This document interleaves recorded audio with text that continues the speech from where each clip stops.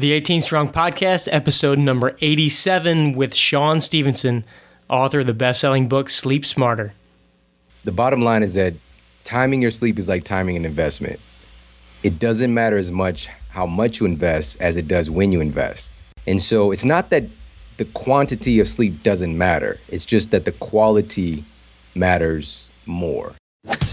Welcome to the 18 Strong Podcast, where you get direct access to the world's greatest experts on training harder, practicing smarter, and playing better golf. Now, here's your host, Jeff Pellizzero. Hello, everybody, and welcome to the show. This is Jeff Pellizzero, your host.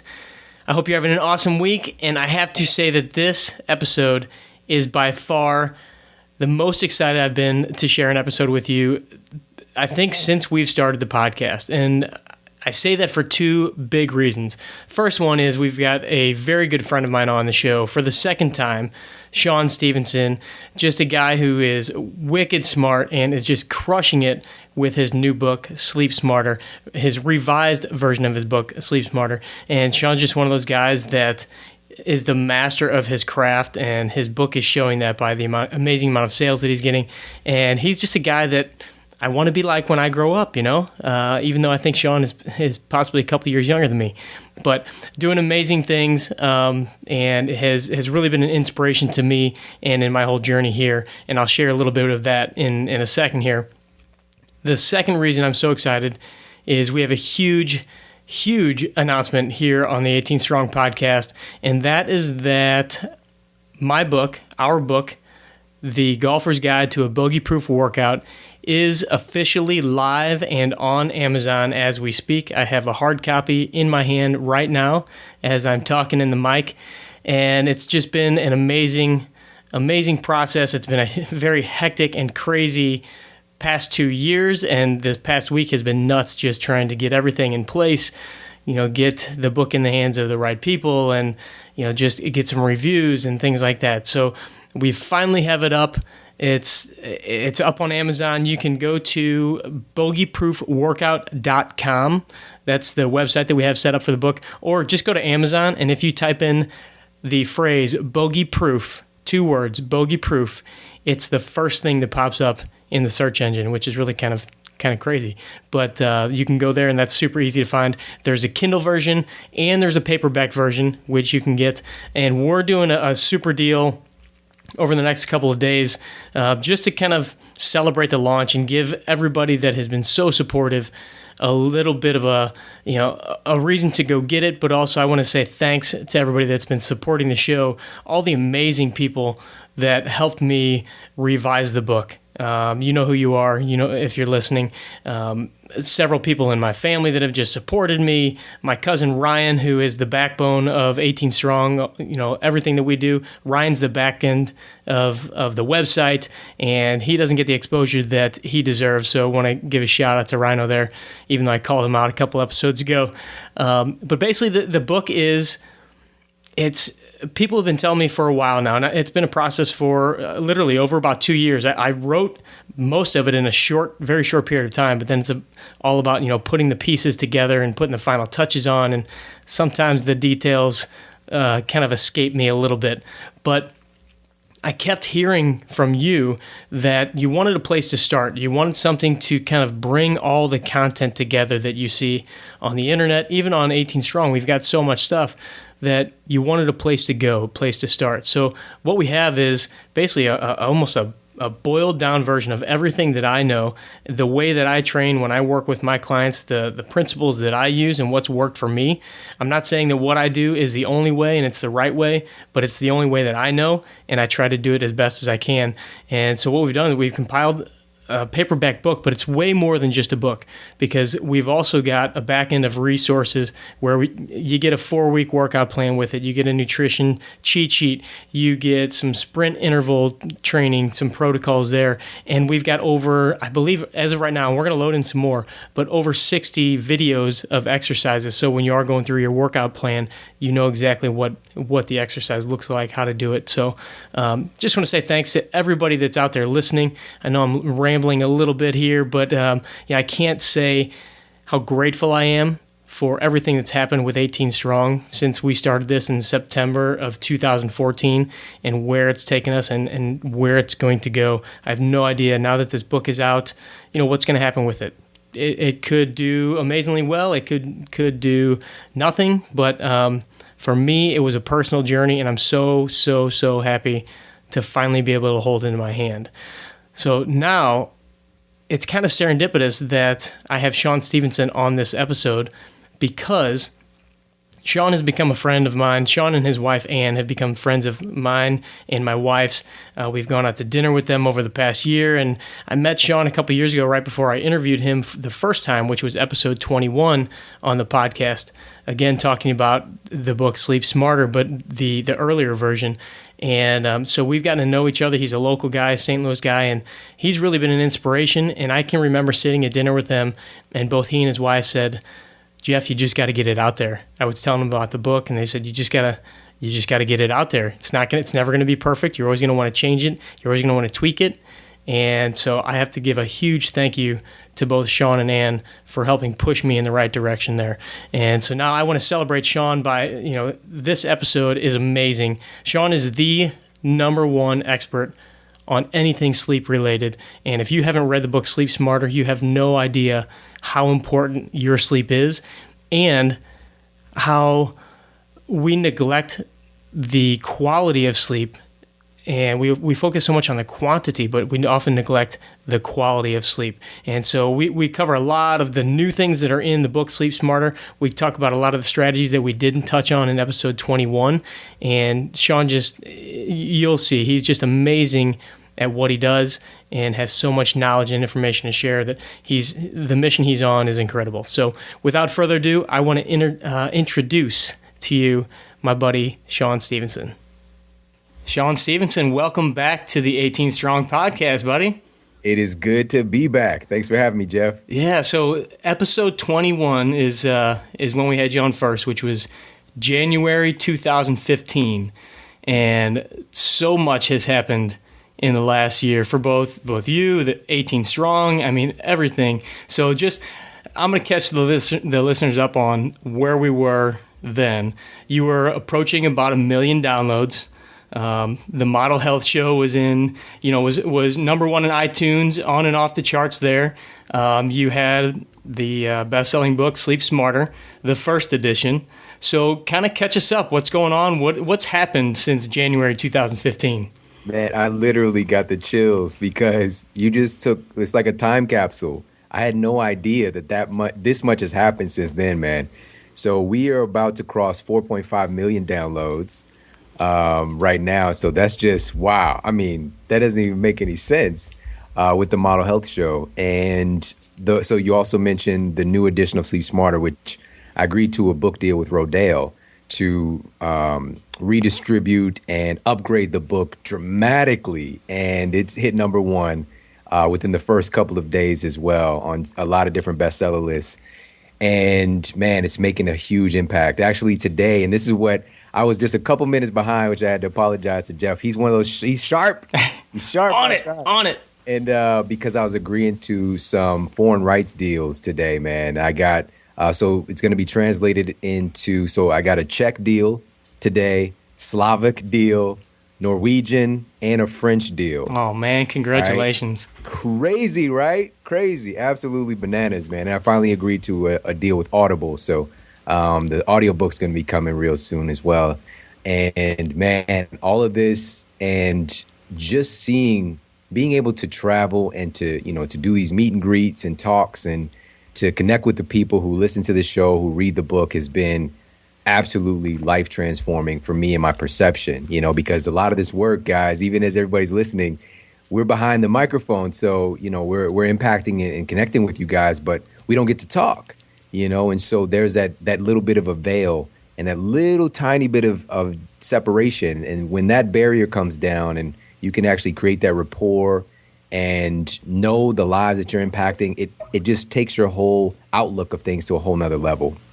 Well, I have to say, so over the past year, you and I, we've had a chance to get together several times. Our wives have met. We've gone out to dinner, and it's been so cool to kind of see this growth, first from a little bit of the outside, now a little bit of the inside. And Susan and I, we got to go to your book launch party, which was here in St. Louis. And I'm going to have you share a little bit of what you talked about that night, because I think it's very important, where this whole thing came from, but also to speak to the fact of meeting the people that you're impacting.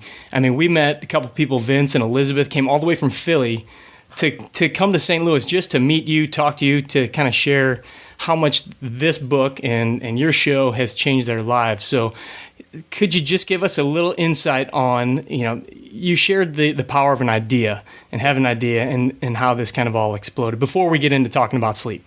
Sure. And, first of all, everybody listening, we have to really understand and hear these words that you have greatness in you. And we know it. Like, everybody feels like, what? I've got ideas, I've got special things about me, but oftentimes we get so caught up in the mundane and the day-to-day that we lose sight of how amazing we are and all the potential we have. And I definitely had that happen in my life a time or three. And, this process was really born out of a lot of frustration and a lot of difficult circumstances for myself.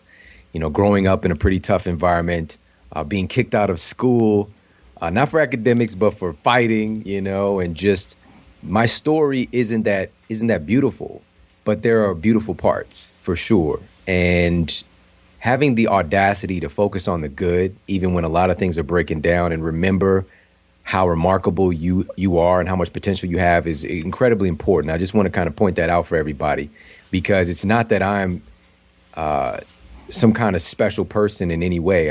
I think if we're going to even use that label, then we all are. But I think that we are unique. A lot of us are very, very different, and that's what makes humanity so amazing. But also creates a lot of problems for us too, And so again, it's what you're focusing on. And one of the things I shared at the book launch party was, again, a little bit of my story and where I came from, and understand that this is a kid who came from very difficult circumstances, but yet now I'm a best-selling author. What? It doesn't even make any sense, And this speaks to the power of an idea, because this book and the podcast, we just mentioned all of the impact and the millions of downloads. It just started off as an idea that I had, and all of us have these ideas. We have things that we know that can bring value to the world. And a big part of making that intangible thing tangible is simply saying yes to it. Like, yes, I'm going to take some action on that and start to take some gradual steps forward each day. It's not about trying to, because a lot of times we'll have those ideas and we'll brush them off because it seems like too much to take on, like the mountain is too high. But how do you do it? You literally do it one step at a time. And so making those ideas tangible for me, it's really been, and it's great when you have accountability, by the way. And a big reason I've been an entrepreneur for 15 years plus is that I don't like people telling me what to do, and I talked about that at the book launch party too. My wife was there so she could shake her head. Yep, yes, she was shaking her head vigorously. But having the courage to have that accountability and to enable people to be that accountability in my life has made it so that I do get stuff done in a timely fashion. So a big part of that was having a publisher now who is expecting things by a deadline, And so that really thrust me into action, especially when they moved the book launch date up to try to beat some other things to market. And so I've never worked that hard in my entire life. And I love to write. The process of writing, that wasn't difficult. It was everything surrounding it. The research and the being really relentless with my time. So because I didn't stop being a dad, I didn't stop being a husband, I didn't stop having this show, I didn't stop, actually I did stop and close my practice. That's another thing that changed. And it's also making those tough decisions. If you want to make your ideas a reality, sometimes you have to sacrifice. And for me, that word means to make sacred. I made closing my practice a sacred, I made it a sacred action that enabled me to do something even greater, because the saying of one door closes, another door immediately opens. For me, I believe that one door closes, 10,000 more open. It's just what do you focus on? A lot of people just sit there and stare at the closed door. I wish somebody would open the door again. Look at all those other doors, there's so much more opportunity there. And, me closing my practice, and I know you have a similar story, and it's so great talking to you. You know, I had you on the Good Dad Project podcast recently, which is another show that we do. And by the way, the dads out there need to check that show out. Yeah, for sure. For sure. I was going to mention that. Yeah, and so it was you making that decision, you know, to focus on your passion and to build your life around that instead of you trying to do something and make a life out of something that really wasn't fulfilling you, you know. And so my practice was still, it was that security blanket, you know. It was so successful still, helping a lot of people in a one-on-one context, but it was like that like when they train an elephant in the circus, which I don't recommend. I'm not an advocate of putting these poor baby elephants in the circus, but they start off having this big, heavy chain staked into the ground. And as they try to get away and to live and to be free, they start to realize that they can't move. And as they get older, because of that conditioning, they don't realize that they're literally chained now by this tiny little thing that can eat. Like all they got to do is take a step and they can break it, you know? And so a lot of times we don't realize that we've done to ourselves and we handicapped ourselves and gotten caught up in this comfort zone. So, you know, closing my practice enabled me the opportunity to really focus on writing, to focus more on the show, to focus on speaking and traveling. And my big goal now is influencing influencers, you know? So people like yourself who have a tremendous audience and you can reach people in a way that I can't. How powerful is that? You know, we can all get together and work together and to make something incredible happen. So I hope that hits and lands with some people in different ways. But the bottom line is, remember the power of an idea. Remember that.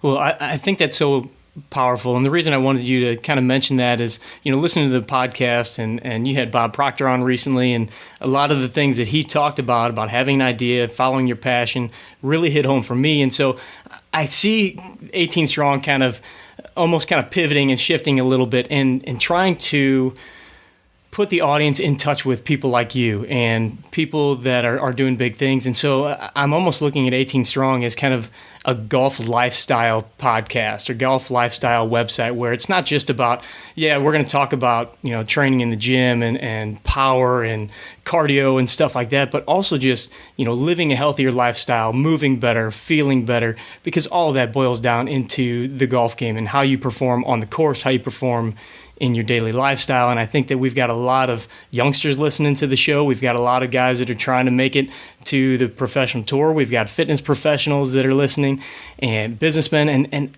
everybody has an idea of what they want to be, but hasn't necessarily said, okay, I can do it. I just need to make that decision. And so I just wanted to kind of point out that your speech that night really hit home for me. Some of the stuff on your podcast has really hit home. So had to throw that out there.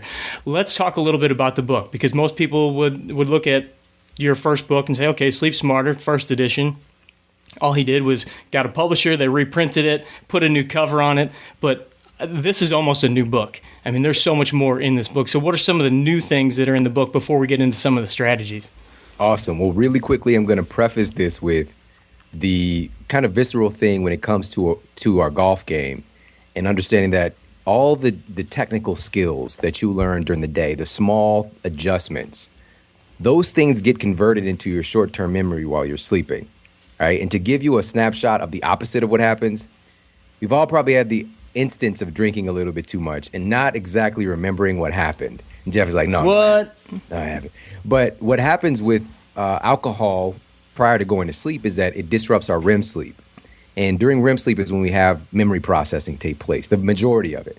So that's when your memories from the day get converted to your short-term memories, thus can become part of your long-term memories. And all these little synaptic connections, myelin gets laid down. So basically you start to become this super highway of information, like you think it and you do it, versus you have to contemplate and think about every part and break it down. This is the difference between somebody just picking up the golf club and Jordan Spieth. You know, this is the difference with that. He has it on automatic. That wiring is laid down tight, and we're giving ourselves a huge disadvantage when we're not getting proper sleep. And again, just to pinpoint, hammer down that point, not remembering what happened the night before when you drink, it disrupts. It's something that happens. It's called a REM rebound effect, and I talk about it in the book. Not anti-drinking, it's just drinking at the right time so you don't screw up your REM sleep. And also, you could do a little things also to buffer, and that's all in there. But bottom line is, we want to make sure that we pay attention to our sleep, because that's where we build the skills. They actually become a tangible part of your brain when you're asleep. We don't want to miss that part. All right, so that's number one. I just want to preface with that. What's different with Sleep Smarter? Stuff like I just talked about. We dig in and we actually break down the whys and the hows. How is this all working? How is this stuff changing my brain? And giving way more strategies. Now that I've had a couple of years to talk with the people, of course, to do all the stuff I did in my clinical practice, but then to get out and monitor, to test, to get the feedback, to adjust. Now, every day, I can't even put it to words, the reviews that are coming in from people, like, all I did was do two things in the book, and it transforms their life, and so some of the things that we dive in and talk about, and that I'm really excited about. I did a whole new chapter on the relationship between your gut health and your sleep. All right, this was one of the most transformational things I've ever learned, and also that I was able to write. And so it was pretty much the most fun that I had writing the book, was writing this particular chapter. And so this is going to sound absolutely bananas, guys, but everybody's probably heard of melatonin by now. And so melatonin is this glorified sleep hormone, but it's not really like that. I like to refer to it as the get good sleep hormone. It really helps to encourage the normal function of your sleep cycles, because that's what sleep is all about. It's about really good optimized sleep cycles. It's not about getting a certain amount of sleep. I just did an interview for a magazine just a few minutes before the call as well. And they were asking, what if you can't get 8 hours of sleep? What, are you just doomed for life, or is there something you could do? And I very clearly stated, there are people who are sleeping smarter for 6 hours who are thriving and doing tremendously better than people getting 8 or 9 hours of sucky sleep, and that's a technical term as well. And so it's really about optimizing your sleep cycles, and your sleep cycles are approximately 90 minutes. And it's cycling between non-REM sleep and REM sleep. And non-REM sleep, we already mentioned REM sleep and the importance of memory processing. This is when you're dreaming as well. And according to research, it's the closest thing we can equate to the dreaming is processing subconscious data, and trying to make sense of things. And you're like, what is my dream where I'm on a sailboat with Captain Jack Sparrow and Charles Barkley have to do with processing my subconscious thoughts? Well, it's something. That's your brain playing a movie for you, trying to figure this stuff out in a strange way. But that's REM sleep. Non-REM sleep is known as anabolic sleep. All right, this is so important, guys. You should know the word anabolism. If you're a guy, it's just like it goes hand in hand with us being guys, and we want to be anabolic. There's not a guy's like, you know what? I really want to be slower. You know what? I really wish that my bicep was a little smaller. You know what? I want to be fatter. That's my goal. Nobody's really saying that. We all want to be anabolic. We want to be lean. We want to be healthy. And anabolic means growth and development. Being awake is catabolic. Playing golf, even if it's relaxing sometimes, it's catabolic. You're breaking yourself down. You're breaking down muscle tissue, brain tissue, and it heals from all of that while you're sleeping, if you're getting good anabolic sleep. So all of that said, melatonin is produced according to what was once thought, until I really pushed this into popular culture, which is happening now. It's produced in your pineal gland. Okay, so it's pineal gland. It's that's in your brain. Now, here's the crazy thing. They've discovered recently, scientists have discovered recently, that you have 400 times more melatonin in your gut than you have in your brain. Okay, 400 times. Whoa. All right, 400 times more. So what in the world is going on there? And actually, you can get a pinealectomy, which is the removal of your pineal gland, which I don't recommend people do that. But you can have that gland removed, and the levels of your melatonin remain relatively the same. Wow. So our thoughts about sleep and the sleep hormone have been off base for a long time. It really has a lot to do with what's going on in your microbiome, aka in your gut. And so Caltech researchers have discovered that bacteria in your gut communicate with the cells that produce these different hormones related to sleep. One of the main ones is serotonin. And serotonin is a feel-good neurotransmitter. It gives you a sense of well-being. It's quote antidepressant compound that our bodies can produce and move around. This is why a lot of antidepressants are SSRIs, or serotonin reuptake inhibitors. So these cells are communicating with the cells. I'm sorry, these bacteria communicating with the cells that produce serotonin. And here's what is so powerful is that serotonin is a precursor to melatonin. All right, so you need that in order to make melatonin, aka the get good sleep hormone. All this equates, if you look all the way back, if your gut health is messed up, you're not going to be getting optimal sleep, period. It's just not going to happen. So what do we do to secure this? And that's what I really break down in the book. Another thing really quickly, 95% of your serotonin is located in your gut. Again, we tend to think that feel-good thing is happening in your head. Yeah. It's actually in your belly, all right? Wow. And there's something that's called the vagus nerve that connects your gut to your brain. And 90% of those fibers are sending information from your belly to your brain and not the other way around. So your belly is telling your head what to do a lot, which is absolutely mind-blowing. So here's what we got to do to help to support this.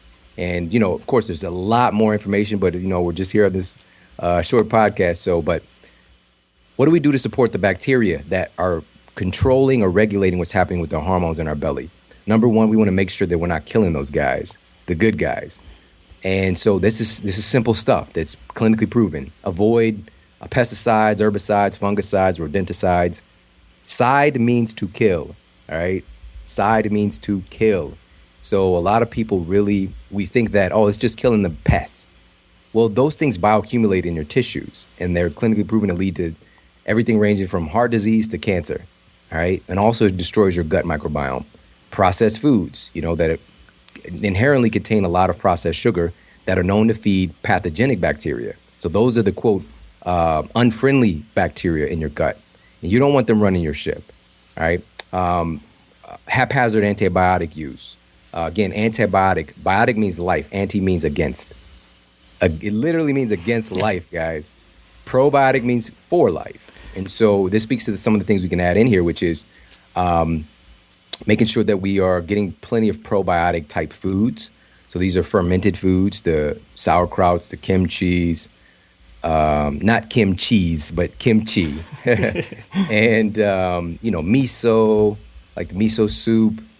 There's so many pickles, things like that. And I can go on and on. The fermented drinks, the yogurts, kefirs, things like that on a regular basis. Also, some people could be doing really well with the probiotic, but we also need prebiotics too. And I talk about that in the book. So these are the compounds that the good guys in your gut need so that they can thrive and they feed on. So the big one is like Jerusalem artichoke. And you can get this kind of stuff in a supplement as well. Garlic and onions. There's a whole list of prebiotics, and you just go to Dr. Google and get that. Of course, it's in Sleep Smarter too. And then there's some good sleep nutrients. I'm just going to touch on really quickly to wrap this point up. There's so many. The big one that I focus on in the book, which has the biggest impact, the fastest impact, is magnesium.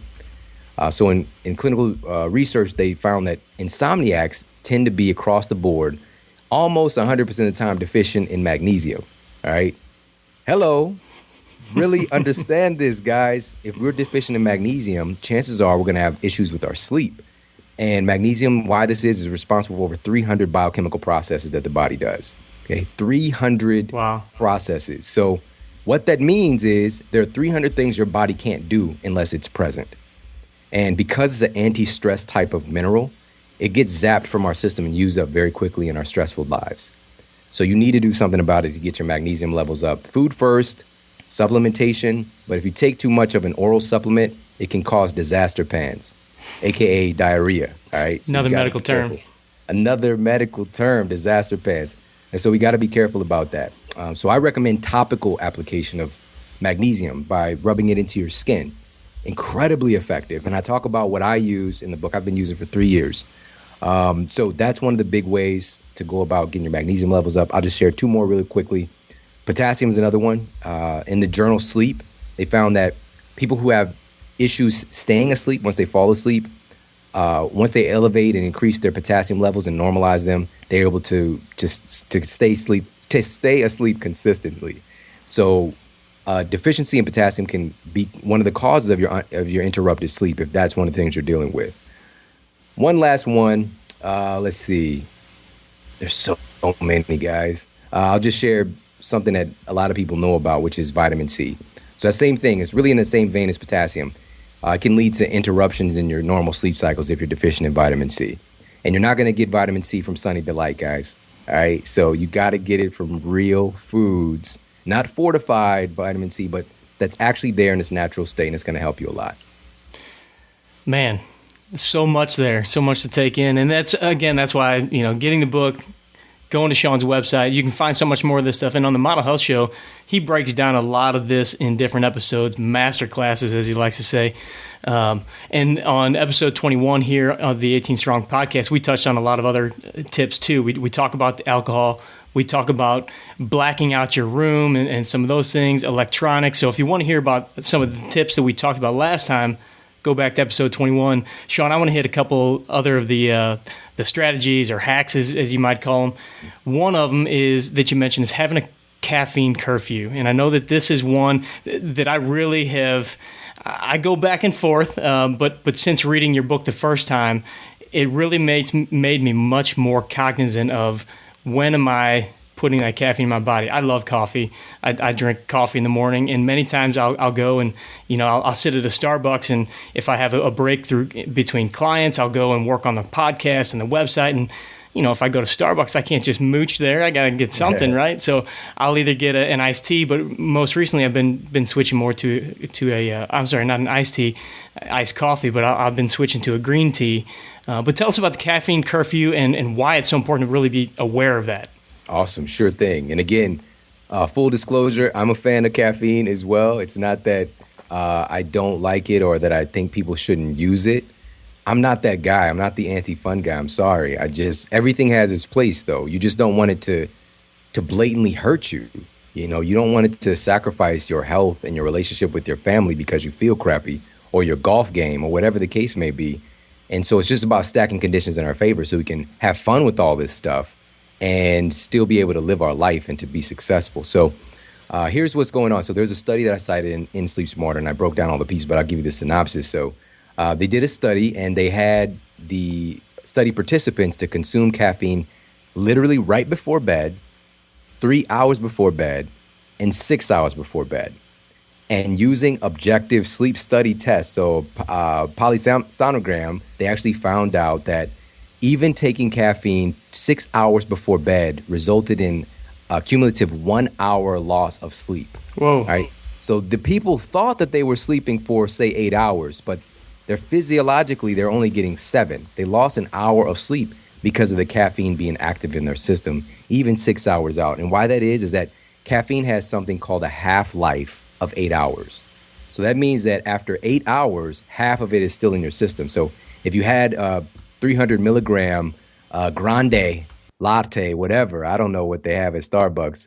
Jeff's going to know way more about this than I do. But the mocha smocha, whatever, and that's got 300 milligrams, after 8 hours, 150 milligrams is still active in your system, which is close to a strong cup of regular coffee. That's legit coffee right there. Yeah. And then 8 hours after that, 75 milligrams is still active in your system. And then after that, 8 hours, and so on and so on. And really, again, this is average. It depends on your metabolism for caffeine. Some people inherently have a faster metabolism. Some have slower. Some to the degree that they need to avoid it really overall because it's wrecking their sleep and they don't know it. And then they need more caffeine just to make it through the day. Mm. And I don't know about you, but, I've worked with a lot of people over the years. And when you try to stop drinking coffee, cold turkey, it's not pleasurable. The headaches, the low energy, the slow digestion, because people a lot of times coffee is like their poop trigger. They drink the coffee and it's that magic poop button for them. And so now it's like they get constipated. And so I break down how to buffer all of those things in the book and why the headaches actually happen. How does all that relate to caffeine? So it's a lot, you'll actually be like, wow, I never knew that. But it's not so overbearing. It's just like, my goal is to make people feel smarter after they listen. Not that it's like it's so out of reach and like, oh man, it's just too much science. We make it fun. We make it real life. And so here's what's going on with caffeine. Well, just as I talked earlier about catabolic, just as you're up, life is it's catabolic. Your body's breaking down. And as you're going through your day, your body's producing this, what was once thought to just be a metabolic waste product. It's called adenosine. And this adenosine level is building up in your system. And once it gets to a certain point, it starts to nudge you to go to sleep. all right? And it fits into these certain receptor sites that make you sleepy. Caffeine has this really interesting ability. It's basically the same structure as adenosine, and it can fit into those receptor sites. So your body can just keep accumulating these adenosine molecules, and caffeine is sitting there on those receptor sites like a relative that's overstayed his welcome. And even though you're physiologically tired, you don't know it. You don't consciously realize it because the caffeine is blocking adenosine's process of nudging you to sleep. So what does this do? This leads to basically wearing down your adrenal glands eventually, because now your body's in a stressed state because it's not, everything in you is trying to nudge you to go to sleep, but you're not getting that signal. So what I recommend people to do is to just simply make it a rule, create a structure in your life to where you have a caffeine curfew. And generally I recommend before noon, so just knock it out in the morning, have a cup of coffee or two in the morning and then just enjoy the rest of your day. Also, we become desensitized to caffeine. I don't know if you've noticed this, where in the beginning when you have that very first cup of coffee for the first time, and it's just amazing, it's just like, yeah, let's go, everything is possible. But then after a little while, you don't get that same effect. It's just like, well, maybe I just need another cup and then another cup. And I've literally worked with clients. One guy, he drank 13 cups of coffee a day, man. Yeah, it becomes a habit too. You just go get coffee just because that's what you do. Exactly, and it's very addictive, And we have to understand that caffeine is a very powerful nervous system stimulant. It's just we don't need a prescription for it. But there are drugs that do pretty much the same thing. And there's no limit. You can just keep coming up there and like, hit me again, Susie. Smoke a latte again, and you could just be hammering them down and nobody's going to tell you, you've had enough, Bernie. Slow down, simmer down now. Free refills with the app too, so they know how to keep you there. Free refills? Yeah. Come on. I mean, it's amazing, but it's a part of our culture. It's just using it intelligently so that it's not using us. And so that's kind of how it works behind the scenes. There's other pieces to it, of course. And also so we don't desensitize ourselves to it, I recommend cycling it and also using different forms of caffeine. Like Jeff mentioned, using a little green tea, have some matcha every now and then, some pu'er tea. The yerba mate is really popular. Different types of coffee, something that's maybe a little less strong, the different beans, even matter. Also making sure to get back to the point earlier of, if we can, try to avoid coffee that's been treated with pesticides and herbicides and all that stuff. A lot of the research shows that, hey, okay, it's kind of cooked out of it, but I don't know. I think the jury's still out on this. So just making better choices in the quality of coffee that we get is going to be helpful. And again, cycling it. So I recommend maybe, if you're doing it for 5 days straight, take a couple of days off. If you're on it for like a month, take a couple 2 weeks off and then come back to it. And it's going to feel good once you have it again versus you getting desensitized. I run into so many people that tell me that they feel like they get enough sleep, here and there, but they still wake up and they're not refreshed. And I think the caffeine obviously could be a huge part of that. Another strategy that you give in the book, and one that I've really taken to heart, is the time that you pick to go to bed. I used to be a guy who would stay up late working on all this outside stuff, and I literally have found myself falling asleep at my laptop. And I read in your book that you're going to be so much less productive when you're stretching it out, burning the candle at the end of the night, than just taking the objective to go to bed early, maybe wake up early and get some of that stuff done. And I reached out to some folks on social media to see, hey, what questions would you like to ask Shawn? And one of the big ones, and funny enough, it came from a lot of the fitness professionals that I know, because so many of them, like you and I, we've got so many things going on. We're trying to do so much of this ourselves, and we end up kind of burning ourselves out. And many of these fitness professionals have realized and have made some changes that, hey, I got to slow it down.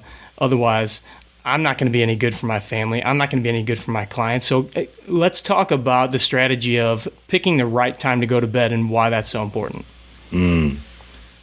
Well, the bottom line is that timing your sleep is like timing an investment. It doesn't matter as much how much you invest as it does when you invest. To stay on the investment example, if you invest a nice amount of money at the wrong time, you're going to get pain. It's not going to work out good for you. However, if you invest even a little bit at the right time, you can get some big rewards. And so it's not that the quantity of sleep doesn't matter. It's just that the quality matters more. It's kind of like calories, this whole calories thing where, there's a nutrition professor who does the Twinkie diet, right? 1,200 calories and he loses weight. Of course, you're going to lose weight doing anything if you're eating 1,200 calories or something. But what happens to his metabolism? What happens to his pancreas? What happens to his liver? What happens to his thyroid function? Guarantee you all of those things are going to start to get gummed up, because it's more so about the quality of those calories. And so it's the quality of our sleep. And one of the greatest things that we can do to leverage the quality of our sleep is to be in alignment with our evolution. In evolutionary biology, it's built into our genes that when it gets dark outside, we go to sleep. But just in the past, it's only been some decades, man, not hundreds of years, just decades where we can literally manufacture a second daytime, basically, and so we can come home, turn all the lights on, get on the computer, turn on the TV, iPads, iPhones, all this. We're literally immersed in it, and we don't know any better, and it's only gonna change from that. I'm not gonna say get worse. I'm not gonna use the word. It's not that it's kind of bad. Let's be honest. It's messed up, guys. But we can evolve, but the evolution takes a long time. And right now, our genes still expect us that it's looking for a very specific day and light cycle. All right. So if you're not getting to bed within a short amount of time after it gets dark outside, you're automatically throwing off your circadian rhythm. And what's been found is that if you can get some sleep between the hours of 10 p.m. and 2 a.m., you're going to get much more anabolic benefit because of the increased production of human growth hormone if you sleep during that time, optimization of your testosterone, higher melatonin secretions, all of these things that makes you recover faster, brain and body. You get way more bang for your buck. So this speaks to, some people might sleep from, 1 o'clock in the morning, get up at 9. They're still getting 8 hours sleep, but then they feel terrible or they don't feel as good as it's so crazy how I get all these stories that, somebody just one random night is like, I went to bed early. I read your book and went to bed early. I felt amazing the next day. All he did was go to bed a little bit earlier. That's it, and we know this already. Again, this isn't rocket science, but it's also about that consistency, because your brain, your physiology is always looking for patterns. And as soon as you disrupt that, you create stress, so it's consistently doing that and making the exception, not the rule, that, when you stay up randomly, be it for, some kind of social event or for work or, just getting busy, whatever it might be, for that night, making it the exception and not the rule. You can get busy a little bit earlier and maybe in the morning. I don't know. Again, I just did that interview and they asked me about that. But that's the bottom line, is that we want to have a consistent sleep and wake schedule. And also get as many hours as we can in that anabolic window. Does that mean you have to get to bed at 10 o'clock? Maybe, if you really want to play at a high level with this stuff and you've been struggling with some issues with your sleep and with your health, I think that it'll be a pretty good prescription. However, maybe if you've been going to bed at 1:30, that you target going to bed at midnight now, and you do what we call the gradual method, which is every couple of days you move your time back 15 minutes to when you go to sleep. All right, so it's not just all in one go of what time you're getting to sleep and waking up. Or you can go the, rip the Band-Aid off method and get to it. But that's what it's really about, man, as far as the timing your sleep is like timing your investment. Yeah, that's made a huge difference for me. I tend to get to bed between 9, 10 o'clock at night every night now. And I'm usually up pretty early. I mean, sometimes it's the alarm waking me up at 5 o'clock. Sometimes it's a little guy yelling "Dad" from the other room. But it really has made me feel much more fresh and ready to go in the morning. And Shawn, if you have a few more minutes, I have a couple other questions, just some other topics that some of the folks asked about. One being taking naps, and two being sleep apnea. So let's talk about naps for a second. Are they good? Are they bad? What's a strategy to use them? And how would you go about recommending them for the 18 Strong listeners? You know what's so weird is that this is really a timely thing for us because yesterday was the first time I took a nap in a long time. All right, full disclosure, I just did a TV show recently. It was in Los Angeles, their big morning show there. And right at the very end of the segment, where they weren't really supposed to ask me this, the weather guy, who's like the comedian on the show, he's like, well, what about naps? And then I asked him, are you a baby? And so everybody's just like, ooh, kind of point. I'm just like, I'm just kidding. But really, we evolve out of that when we reach adulthood, and different phases of our life we require different amounts of sleep. And the reality is, if your body requires a nap every single day, chances are your sleep quality sucks. You should really be at a pretty stable level of great energy throughout the day. That's normal. And a lot of people are just blown away to experience what normal is, And so what we have to do is really just kind of tune in and pay attention to our body and be honest. Am I sleeping and taking these naps because I'm sleep deprived and my sleep quality sucks? Or is it something else, which there are other reasons. And for me, I can give you a great example. I've got 3 kids, all right? And my daughter, who's a college, she's going to college, she's home right now, and she decided to come in a little bit later, kind of breaking our rules. She was very apologetic. Of course, it's never her fault, but, someone else is driving. So, I waited up for her, and I missed out on an hour of my normal sleep, all right? And so I went to bed later. Of course, I'm a little bit irritated, all that stuff. And so the next day, of course, I've got all these practices where I still feel great. I still slept great, but it wasn't quite the same. And so it wasn't just that, because I've had that kind of stuff happen before because I have 3 kids, but it's the other stuff too. You require more sleep if you train really hard, also mentally as well. If you're learning a lot, if you're emotionally expressing yourself and putting a lot into something, mentally, all right? So I had 2 shows yesterday of the Model Health Show. And one of those episodes was a solo show, and I went in, I put 120% of everything that I had into that show. And I just kind of left it all on the table, And so when I got back and on the way home, I had to pick up my son, and then we had to get to, my other son had football meeting, all this stuff. And when I laid there with my youngest son, and I just fell asleep, man. I was like, I'm taking this nap right here. So every now and then, a good nap is just a good nap. But for me, it's the exception because I'm doing things to make sure I'm getting great sleep, so I feel good all day long until I go to sleep the next night. But again, if you're training really hard, you're training for something, exercise program, whatever the case may be, maybe a little nap might be required by your system. A lot of mental energy, a little nap, especially if it's out of the norm for you and your sleep isn't adjusted yet, that can be a space for a nap. But in general, again, first thing is, if you feel like you have to take a nap every day and you're not training for an Ironman or doing some really hard mental work, chances are there's something off with your sleep quality, and you need to address that by just following the principles in the book. That's interesting. Our bodies kind of tell us what we need, and if you need that every day, that's kind of a ticket or red flag to say, hey, something's wrong where I'm not getting rested and rejuvenated.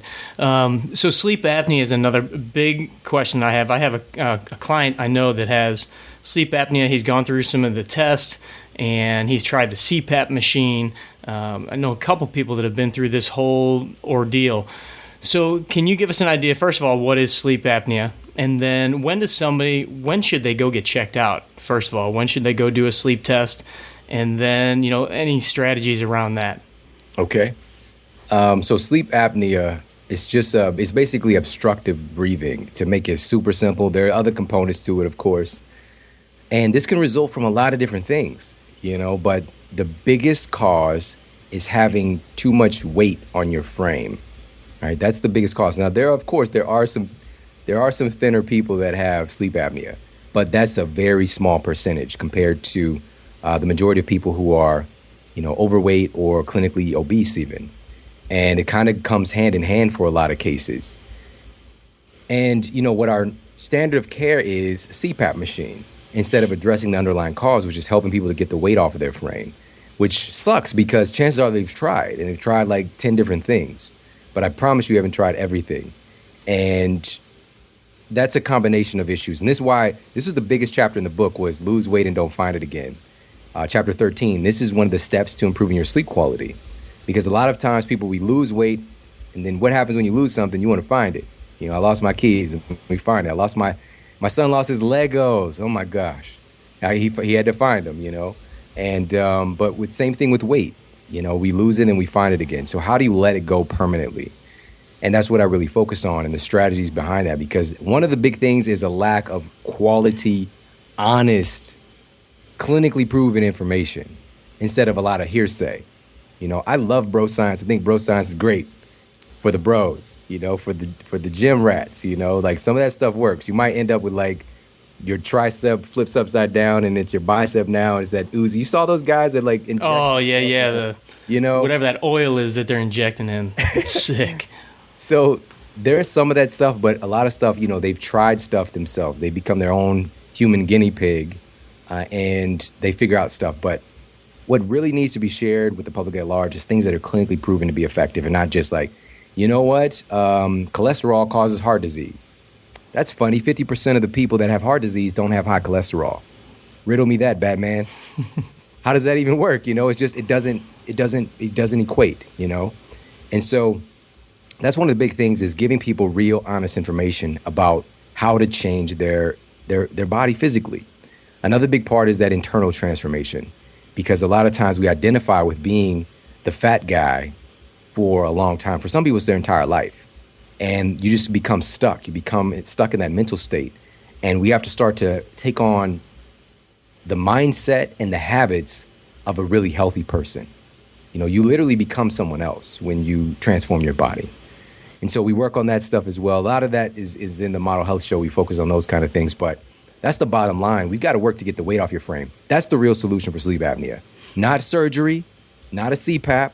Those things, well, surgery, that should be far down the line, first of all. You don't want to start invasively cutting into your system, because that's going to, guess what, is going to cause a different kind of obstruction, potentially to blood vessels, lymphatic glands, all that stuff. But that's a whole nother conversation. CPAP machine, I think, is wonderful as a supplement, you know, something to get people started, because a lot of times we can't get the weight off because they're not sleeping properly. Right. You know, and people are struggling through the day. They're so tired, they're exhausted, and they can't do the stuff necessary. They're not preparing their food. They're not doing the little bit of exercise that's required. They're not managing their stress. All of these different things is so much harder because they're so tired. So a CPAP machine should be a supplement and not completely leaned on as a solution. You know, that should be the catalyst to you. Now that you're getting a little bit better sleep, let's take action to get this weight off, all right? And when should somebody get tested? First and foremost, you absolutely need to follow the principles to get great sleep first before you go and do a sleep test and invest all this drama. Because once you get a diagnosis, once you get a diagnosis, I'm telling you now, in clinical practice, I've worked with thousands of people. When you get that diagnosis, you own it. You really own it. And you buy into how much of a problem you have and how messed up you are. Don't let nobody tell you that stuff. You know, like, let's slow down, follow the principles and sleep smart so you can improve your sleep quality, all right? If you're not doing this basic stuff, there's nothing they're going to tell you that's going to help you. They're just going to give you a diagnosis, give you some pills. Yeah, CPAP machine or start cutting, which, exactly. You know, are a couple of the options that one client of mine in particular that I know, you know, I mean, there was talk of doing a tonsillectomy and doing something with his uvula, and it's like, we got to work on some of these other simple properties first. And so I might even kind of talk to you after the show just on some personal things there. But yeah, I mean, taking the steps to, it's much like eating, you know, and supplementation. It's like so many people want these pills and they want the protein powder and they want all this stuff. But it's like, well, what'd you eat today? Oh, well, Doritos and, you know, I went to McDonald's, a Subway sandwich. Yeah, I got a foot long, but I got the chicken, you know. So, so I appreciate you saying that, because there are so many things, and I know that everybody that has sleep apnea doesn't have, you know, a bunch of weight on their frame. There's people out there that need medical help in that regard. So when they go to a doctor, and they are concerned, what's their first step? First of all, obviously, go through the book. start practicing some of that stuff. But when they really start to get concerned, they've maybe done that. What's their first step? All right, I'm just gonna. I guess I'll entertain this question because Bring if it. they follow the principles in the book, chances are 95% of this stuff is going to get cleared up, simply by practicing what they call good sleep hygiene. That's really what it's about. You're going to be able to reverse a lot of those issues without going through that whole thing. But if somebody is in a traumatic state where they really, really do need some help and they need to figure out what's going on, one of the first things you're going to do is a sleep study is basically getting hooked up to the polysonogram, and you got all these wires coming from your body. You look like Spider-Man hit you with the web, basically. And they're going to monitor everything that's going on with your sleep cycle, with your breathing, from what's going on with your brain. And you should be cycling through different phases. Really, one of the ways that we monitor our sleep is through looking at what's happening with the brain waves and going from beta all the way to delta. Right now, we're in beta. Beta is like a waking state, and delta is that deep anabolic sleep. A lot of times people with sleep apnea are not touching that place very often, and thus they're not recovering. It's just they're dying. They're accelerating their aging process. And this is another thing I talk about. And this was in chapter 11 in the book, and it was research from the University of California, and they found that the greatest biological marker for how long we're going to live, it's these things, they're called telomeres, and these are like the end caps on our DNA. And to give an example, it's like the end caps on your shoestrings, those little plastic casings. And it keeps your shoestrings from basically unraveling and fraying, because it sucks. If you've ever tried to tie your shoes and you don't have that end cap, I mean, it's just ridiculous, man. You need to go get a sewing needle. You need to put some spit on it or something. It's horrible. And but the same thing, those are the end caps on your DNA. And as you age, they start to get clipped down. And they discovered that this can tell you how long you're going to live. And they found that sleep deprivation is one of the biggest catalysts for accelerating the loss of your telomeres. So sleep deprivation is one of the fastest ways you're going to age yourself. All right. So this is why all this stuff matters, guys. It really, really matters, because we want to stay youthful. We want to stay strong. So they're going to monitor all this stuff. And then they're going to give you the feedback and their data and their recommendations. So here's the thing. You want to be armed always with knowledge before you go in there, and not just be at the mercy of what a so-called expert is telling you. Please go and please double check me. Everything that I said, just go and do the research, double check, and find out if I'm actually accurate. If I'm not, so be it. Chances are I'm not, though, but it can happen. And also, you got to understand that if you teach a really smart person the wrong thing, they become great at doing the wrong thing.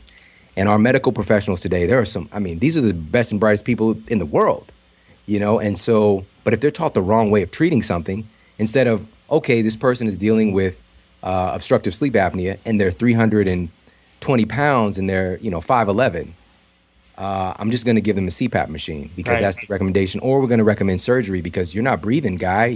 This is dangerous. Your breathing stops 100 times every 5 minutes. And, so instead of working with them, what are we going to do to help to get their leptin sensitivity online, their insulin sensitivity online, so they can actually reverse the underlying cause, or it might be there's something going on with your cortisol is too high while you're sleeping. All right. So your cortisol, or maybe it's elevating at the wrong time. So it's pulling you out of your normal sleep cycle. Okay. What are some of the things we could do to help them to normalize their cortisol? I can tell you one thing. It literally costs you nothing, is just getting up in the morning and do a 5 to 10 minutes of exercise. And I cite a study in Sleep Smarter. It is literally clinically proven to lower your cortisol later in the day, optimize your sleep cycles, and the people who exercise in the morning tend to sleep longer than everybody else. All right. And it lowers your blood pressure by 25% at night. All right. This is not, again, it's not rocket science, and so, but the thing is, it's just too easy. It's too easy, Jeff. Well, we've got these very simple solutions, but so many of us are looking for that magic pill, and we're putting our trust into a well-meaning physician, which obviously there's some amazing physicians. Don't get me wrong. I'm not saying that. But if you're getting the wrong information because you put your health and the responsibility of your health to somebody else, it's not going to turn out good for you. Chances are. Now there are some great practitioners that are going to work with you, but they're going to be more like a coach. and coach you on what to do instead of telling you, you know what, if you don't do the surgery, you're going to die. I mean, we need to slow down. Come there armed with knowledge. Come there armed with information. Ask questions. You know, well, what about this? You know, I read in this book, this best-selling book, this huge. Take the book with you. Right. Just like throw it, like put it in when you're talking, do it like, you know, you're doing a sermon, you know, we're here. And again, they can double check me, you know, and chances are if they're a great practitioner, they're going to be like, oh, this is amazing because it's a compliment. It's not contradictory. It's all of us helping each other, you know, and that's what we want to look for in our physicians, that they're open to you as having your own feedback and working together as a team to reverse your problems and to get you set on the right track. Yeah, you mentioned it's too easy. I think also many people think it's too long term. I need it now, Shawn. I need to change this. And so, you know, the surgery, the CPAP, that stuff is very much a here and now kind of a fix. So, all right. So, my suggestion, because we didn't mention this, but in the book you have a 14-day plan, and I would say, step one, go there. Yeah. Do your 14-day plan. See how you feel after 2 weeks, and then we'll talk about some of the other craziness. So, all right, Shawn, I know I've taken a lot of your time today. I want to thank you so much for coming on the show. I have to applaud you for all the great things that you've been doing. You've been a huge inspiration to me. It's been great being able to hang out with you and pick your brain, and you know, I've learned so much from you. So just keep spreading the word, keep doing everything, all the great stuff. Any last tips or piece of advice, and then tell everybody where they can find you. Man, thank you so much, Jeff. That means a lot. That really, really means a lot. And I know that today, you know, there's a lot to marinate on, but I guess the number one thing I want to employ everyone to do is just take action, you know, just do something with what you've learned today, even a small step, because that's what it's really about. And we go back to the very beginning and talking about the power of an idea. There's a lot of things that are up for grabs right now and that are available, even these new insights today. And it's simply a matter of taking small action on things just a little bit every day. You know, especially it should be a great golf saying, but by the inch it's a cinch, by the yard it's hard, you know, and just taking on those little pieces every day to improve. Like, how can I improve just 1% today instead of trying to conquer it all immediately, you know? And it's a little bit about something you mentioned earlier, which is like the here and now, that sense of urgency. We want to have that, but we also want to have intelligent patients. I don't like, real talk, I don't like patients very much, you know, and that's not my natural modus operandi. That's not really how I operate. You know, I think the universe really employs speed and efficiency and effectiveness, but it's how aligned can you be with how life actually works? How aligned can you be with how your body actually works and what your genes are expecting you to do? That's going to accelerate everything, you know, so I guess I want to leave everybody with that. And, of course, you know, you can pick up the book at, you know, your local Barnes & Noble, barnesandnoble.com, amazon.com as well. We've also, I don't know if you know this, Jeff, we got some bonuses at sleepsmarterbook.com. So if you get one copy, or there's a little book bundle as well, you're going to get some free stuff. And not just like I'm going to send you a random PDF book on how to color or something it has nothing to do with the book itself or transforming your health, but things that are really going to add value to your life. And in many ways, they're going to, man, I mean, they even outweigh the cost of the book itself, you know, and so, which is really, really phenomenal. So you can check that out there. And if they happen to not have it, if you go to the bookstore, look them in the eyes, say, get the book here, like yesterday. Sleep Smart needs to be back in the store. It's sold out at some stores right now, but you can find the book online. Awesome, man. Such good stuff. We'll keep tabs on what you're doing, everywhere you're going, and I'll have all this stuff linked up in the show notes. As far as the book and the bundles, we did, Sue and I think we did the 5 bundle pack, so I've given some out to my clients. I keep a couple at the gym just for people to take home. You know, we've got a little library there, so people can take it home, read it, bring it back, and share it with somebody else. All right, buddy, thanks again. We'll talk to you very soon. All right, man, take care. Thank you, Jeff. Okay, guys. That's the man, the myth, the legend, Shawn Stevenson, and you can see why I think he is the number one guy when it comes to anything sleep related. I've got several of his books here at my house, at the office. I lend them out to people all the time. I just lent them to a couple that I work with that went on vacation, had them read it before they came back. They loved it. They've made a lot of changes. I've made a ton of changes in my own personal life. Our bedroom looks completely different. The strategies that I use during the day, when I go to sleep, what I'm eating throughout the day, much of that has changed from talking and learning from Shawn. Even though, I knew and know a lot of the principles being in the fitness world, in the medical world, it wasn't until I started talking and listening to Shawn and listening to his podcast, The Model Health Show, which has had over 4 million downloads, which is crazy. But it wasn't until I started really learning from him that I really started to pay attention to what was going in my body, how I'm treating my body, because it all works together. It all has an effect on our hormones. It all has an effect on the way that we live our lives. So Shawn's been a huge, huge inspiration, as I said. So to get your hands on Shawn's book, you can go pretty much anywhere. You could walk into Barnes & Noble and look for Sleep Smarter. But go to sleepsmarterbook.com. I know they have several packages available for you to get several bonuses if you order 3 or 5 books at a time. You can also just go to Amazon, search for Sleep Smarter. It's all over the place. I swear he's going to sell 1 million of these things.